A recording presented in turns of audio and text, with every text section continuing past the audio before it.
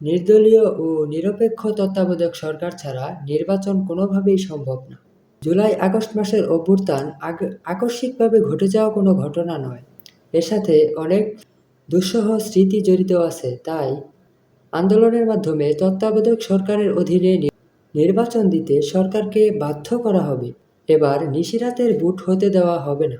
শতভাগ নয়, তবে সুষ্ঠু নির্বাচন হলে কমপক্ষে ২৫০টিরও বেশি আসন পাবেন বিএনপি। এসব কথাই বলেছেন বিএনপির সহ আন্তর্জাতিক বিষয়ক সম্পাদক রুমিন ফারহানা। শুক্রবার ব্রাহ্মণবাড়িয়ায় বৈষম্যবিরোধী ছাত্র আন্দোলনের সকল শহীদের স্মরণে ও বেগম খালেদা জিয়ার সুস্থতার কামনায় আলোচনা ও দোয়া মাহফিলের আয়োজন করা হয়। সেখানে প্রধান অতিথি হিসেবে বক্তব্য রাখেন ব্যারিস্টার রুমিন ফারহানা। তিনি সেখানে এসব কথা বলেছেন। শেখ হাসিনা এবং তার অনুসারীরা এখনও তৎপর রয়েছেন বলে তিনি সতর্ক করে দিয়েছেন সকল নেতাকর্মীদের।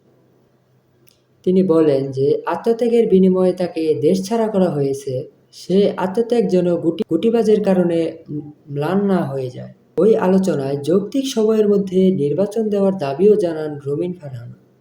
সংস্কারের প্রয়োজন আছে, তবে যদি তা নির্বাচিত প্রতিনিধির মাধ্যমে হয়, তবে সেটি সবচেয়ে বেশি ন্যায্যতা পায় বলেও মন্তব্য করেন তিনি।